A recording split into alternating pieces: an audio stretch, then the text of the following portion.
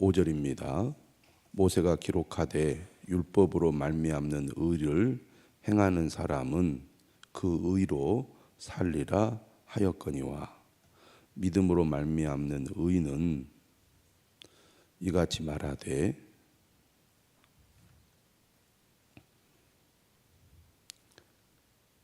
믿음으로 말미암는 의는 이같이 말하되 이런 표현은 믿음으로 말미암는 의를 의인화해서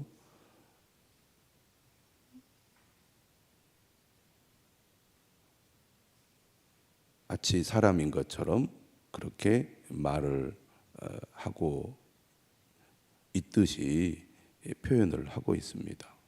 내 마음에 누가 하늘에 올라가겠느냐 하지 말라 하니 올라가겠느냐 함은 그리스도를 모셔 내리려는 것이요. 혹은 누가 무저갱에 내려가겠느냐 하지 말라 하니 내려가겠느냐 함은 그리스도를 죽은 자 가운데서 모셔 올리려는 것이라. 이 말씀을 언뜻 듣기에는 좀 어렵게 느껴집니다. 이 구절들이 신명기 30장 말씀을 인용한 것인데요. 매일 성경 설명을 보시면 144페이지에 이렇게 설명을 하고 있습니다. 구원의 메시지를 듣기 위해 하늘에 올라가서 그리스도를 모셔 내릴 필요가 없고 죽은 자 가운데서 모셔 올릴 필요도 없습니다.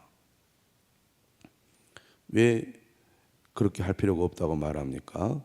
그리스도께서 성육신하시고 죽으셨다가 부활하심으로 율법의 약속을 성취하시고 구원의 길을 제시해 주셨기 때문입니다.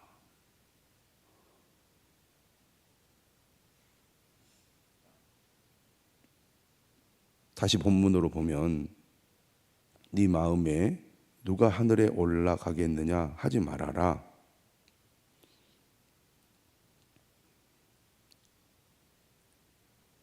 올라가겠느냐 함은 그리스도를 모셔 내리려는 것이요.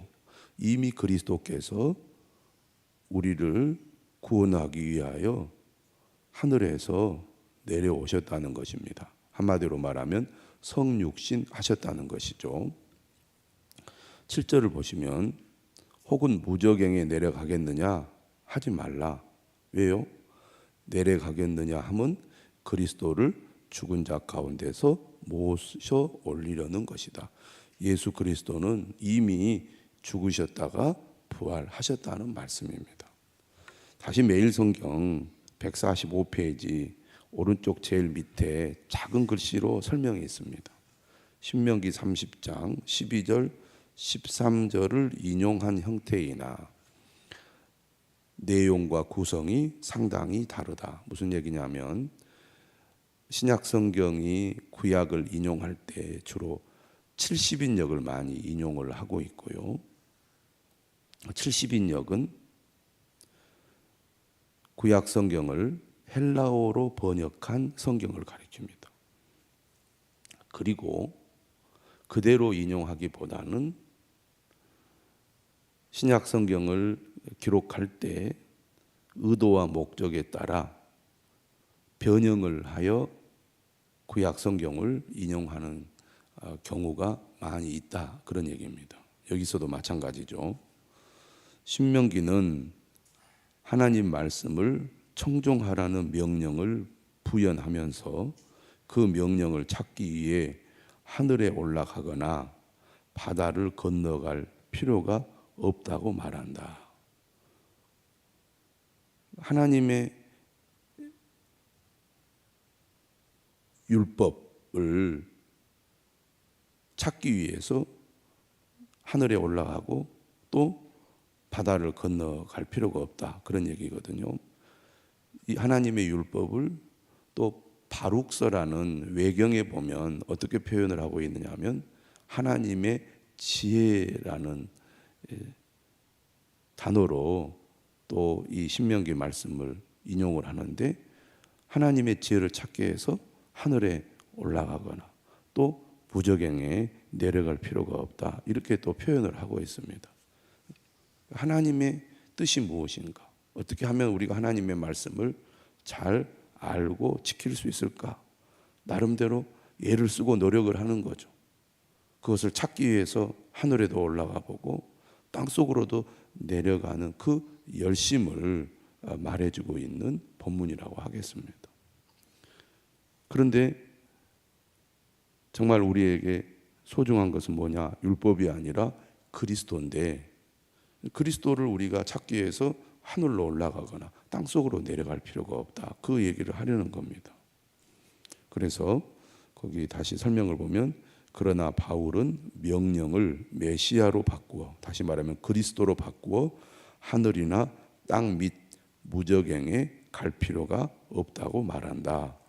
더 나아가 바울은 하늘과 땅에 가는 것을 메시아의 사역, 특별히 성육신과 십자가 부활로 연결한다. 즉 예수님이 이미 성육신으로 하늘에서 내려왔고 부활로 죽은 자 가운데서 일으킴 받았기에 하늘과 땅 속에 가서 그분을 찾을 필요가 없다는 것이다. 그런 뜻이라는 거죠. 우리가 6절과 7절을 그렇게 이해하시면 도움이 되리라고 봅니다. 8절입니다. 그러면 무엇을 말하느냐? 하늘로 올라갈 필요도 없고 땅속으로 내려갈 필요 없다면 무엇을 말하느냐? 말씀이 내게 가까워 내 입에 있으며 내 마음에 있다 하였으니 곧 우리가 전파하는 믿음의 말씀이라. 사도들을 통하여 예수 그리스도의 복음을 들었잖아요. 곧 믿음의 말씀입니다. 그 말씀이 너의 입에 있고 너의 마음에 있다. 어떻게 해요? 성령으로 말미암아 그 말씀을 이미 마음속에 간직하고 있다는 것입니다. 우리가 어떻게 예수 그리스도를 믿습니까? 성령으로 말미암아 예수 그리스도를 깨닫고 믿고 고백하게 되는 거죠. 9절은 말합니다. 내가 만일 내 입으로 예수를 주로 시인하며 또 하나님께서 그를 죽은 자 가운데서 살리신 것을 내 마음에 믿으면 구원을 받으리라. 9절과 10절은 예수 그리스도를 믿는다는 것, 믿음으로 의롭다함을 받고 구원을 받는다는 것이 무엇인지를 잘 요약, 정리해 주는 구절입니다. 예수님을 믿는다는 것이 무엇이냐? 이것은 마음으로 믿고 입으로 시인하는 것이죠. 이 두 구절은 예수 그리스도를 믿는 성도들이 교회 공동체를 통하여 공개적으로 예수님을 주로 고백하고 또 세례를 받는 것과 연관된다고 하겠습니다. 예수님을 믿는다는 것은 무엇을 의미합니까? 9절에 보면 주로 시인한다는 표현이 나옵니다. 주님으로 인정하고 고백한다는 것을 의미하죠. 주님으로 인정하고 고백한다는 것은 곧 교회 공동체 앞에서 그리스도인이 공개적으로 예수 그리스도를 믿는다는 것을 선언하는 것입니다. 진정한 믿음은 공동체 앞에서 자신의 신앙을 드러내고 시인하는 것을 의미한다는 것이죠. 여기서 말하는 믿음은 바로 예수님을 주로 시인하는 것입니다. 나의 삶의 주인이 나 자신에서 예수 그리스도로 바뀌는 것이죠. 완전히 내 삶의 기준과 중심이 달라지는 것을 의미합니다. 그러면 어떻게 예수님이 나의 주인이 되실 수 있었습니까? 그 다음에 이렇게 얘기합니다. 또 하나님께서 그를 죽은 자 가운데서 살리신 것을 내 마음에 믿으면이라는 마음으로 믿는 믿음에 대해서 말씀하고 있습니다. 진정한 믿음은 마음으로 믿고 입으로 시인하는 거죠. 무엇을 믿느냐라고 할 때 하나님께서 그리스도를 죽은 자 가운데서 살리신 것을 믿는 것입니다. 그러니까 믿음의 내용이 무엇이냐가 중요하다는 거죠. 믿음의 대상, 믿음의 내용이 분명해야 한다는 거죠. 하나님께서 그를 죽은 자 가운데서 살리신 것을 가리켜서 우리는 복음이라고 얘기합니다. 예수 그리스도의 십자가의 죽음과 부활이 복음의 핵심이죠. 우리가 구원을 받을 수 있게 된 것은 하나님의 은혜이면서 하나님께서 우리를 위해 마련해 주신 놀라운 일 때문입니다. 그것은 바로 우리 죄를 대신하여 십자가에 죽으시고 부활하심으로 말미암아 우리가 하나님 앞에 의롭다함을 받을 수 있게 된 것입니다. 그래서 진정한 믿음, 우리가 믿는 믿음의 대상과 믿음의 내용이 분명할 때 그 믿음이 우리를 구원에 이르게 한다는 거죠. 그래서 내 마음에 믿으면 구원을 받으리라. 10절은 다시 정리를 합니다. 사람이 마음으로 믿어 의에 이르고 입으로 시인하여 구원에 이르느니라. 진정한 믿음은 말로만 사람들 앞에서 입으로만 공개적으로 믿는다고 시인하는 것이 아니라는 거죠. 반드시 마음으로 믿는 것이 전제가 되어야 합니다. 우리가 겉으로 교회 활동하고 사람들 앞에서 예수님을 믿습니다라고 시인한다고 해도 마음으로 믿지 않으면 그 고백은 가짜라는 얘기입니다. 마음으로 믿는 것은 사실 내가 거짓으로 또는 사람들에게 보이려고 할 수 있는 것이 아니죠. 마음속에서 일어나는 것을 누가 강제로 강요할 수 있겠습니까?